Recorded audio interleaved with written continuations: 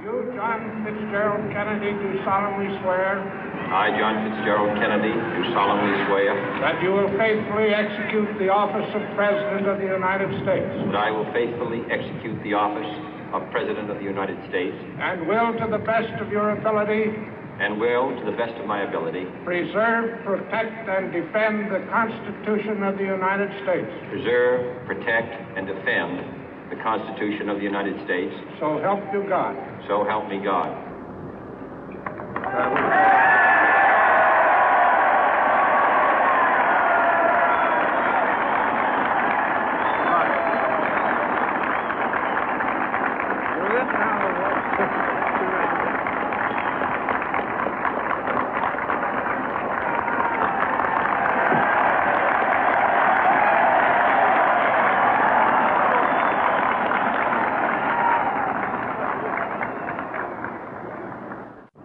Vice President Johnson, Mr. Speaker, Mr. Chief Justice, President Eisenhower, Vice President Nixon, President Truman, Reverend clergy, fellow citizens.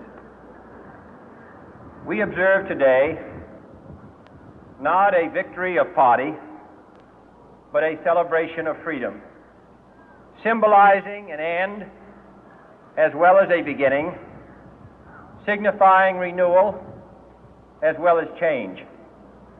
For I have sworn before you and Almighty God the same solemn oath our forebears prescribed nearly a century and 3/4 ago.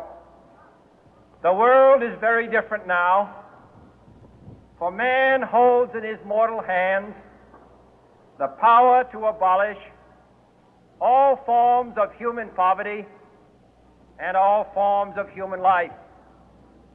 And yet the same revolutionary beliefs for which our forebears fought are still at issue around the globe.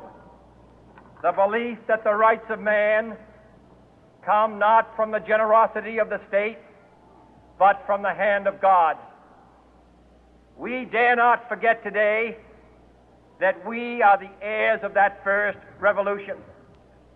Let the word go forth from this time and place to friend and foe alike that the torch has been passed to a new generation of Americans born in this century, tempered by war, disciplined by a hard and bitter peace, proud of our ancient heritage, and unwilling to witness or permit the slow undoing of those human rights to which this nation has always been committed and to which we are committed today at home and around the world.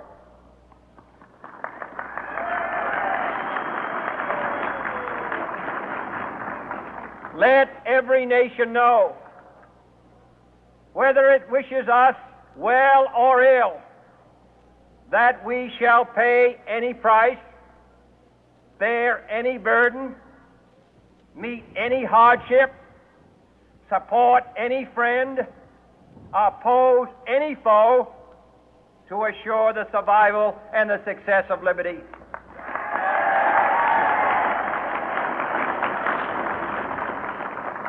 This much we pledge and more.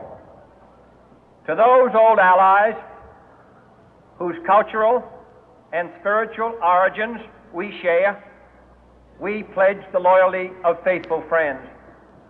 United, there is little we cannot do in a host of cooperative ventures. Divided, there is little we can do, for we dare not meet a powerful challenge at odds and split asunder. To those new states whom we welcome to the ranks of the free, we pledge our word that one form of colonial control shall not have passed away, merely to be replaced by a far more iron tyranny. We shall not always expect to find them supporting our view, but we shall always hope to find them strongly supporting their own freedom, and to remember that in the past, those who foolishly sought power by riding the back of the tiger ended up inside.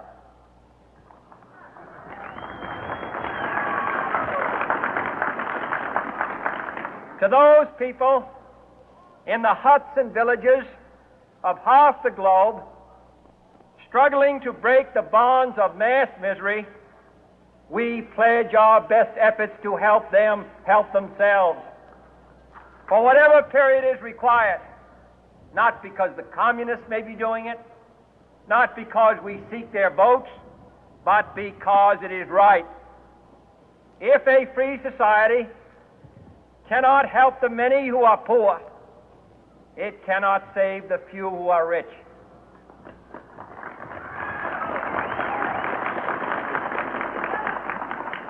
To our sister republics south of our border, we offer a special pledge to convert our good words into good deeds, in a new alliance for progress, to assist free men and free governments in casting off the chains of poverty. But this peaceful revolution of hope cannot become the prey of hostile powers. Let all our neighbors know that we shall join with them to oppose aggression or subversion anywhere in the Americas. And let every other power know that this hemisphere intends to remain the master of its own house.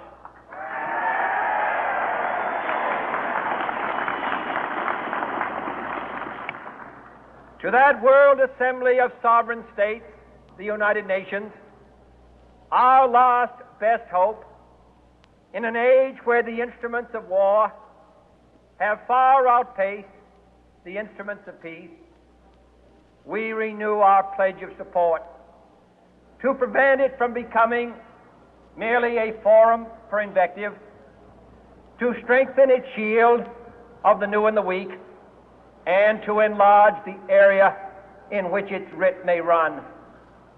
Finally, to those nations who would make themselves our adversary, we offer not a pledge, but a request that both sides begin anew the quest for peace. Before the dark powers of destruction, unleashed by science, engulf all humanity in planned or accidental self-destruction, we dare not tempt them with weakness, for only when our arms are sufficient beyond doubt can we be certain beyond doubt that they will never be employed. But neither can two great and powerful groups of nations take comfort from our present course, both sides overburdened by the cost of modern weapons, both rightly alarmed by the steady spread of the deadly atom, yet both racing to alter that uncertain balance of terror that stays the hand of mankind's final war. So let us begin anew, remembering on both sides that civility is not a sign of weakness, and sincerity is always subject to proof. Let us never negotiate out of fear, but let us never fear to negotiate.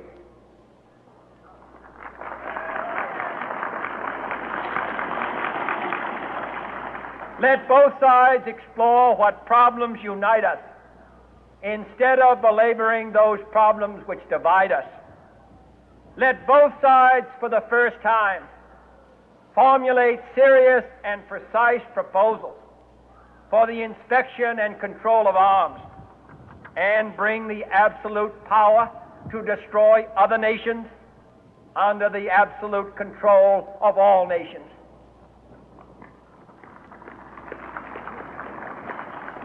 Let both sides seek to invoke the wonders of science instead of its terrors.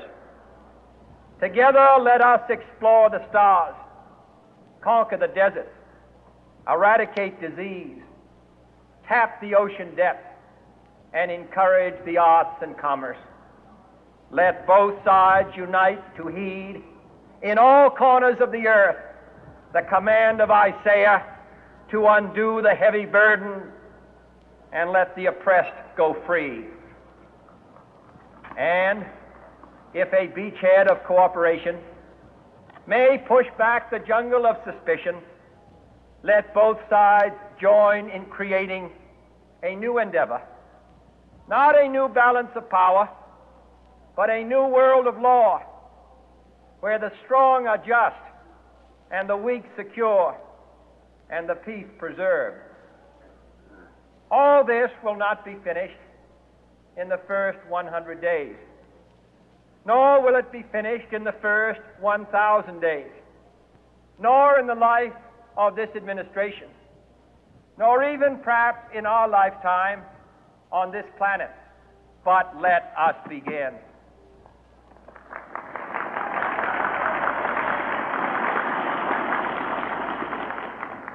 In your hands, my fellow citizens, more than mine, will rest the final success or failure of our course. Since this country was founded, each generation of Americans has been summoned to give testimony to its national loyalty. The graves of young Americans who answered the call to service surround the globe. Now the trumpet summons us again, not as a call to bear arms, though arms we need, not as a call to battle, though in battle we are, but a call to bear the burden of a long twilight struggle, year in and year out, rejoicing in hope, patient in tribulation, a struggle against the common enemies of man, tyranny, poverty, disease, and war itself. Can we forge against these enemies a grand and global alliance, north and south, east and west, that can assure a more fruitful life for all mankind? Will you join in that historic effort?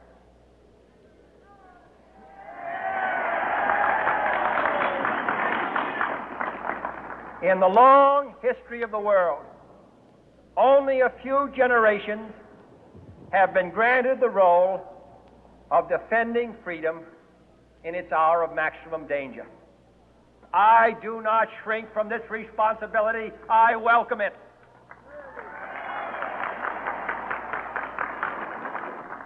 I do not believe that any of us would exchange places with any other people or any other generation.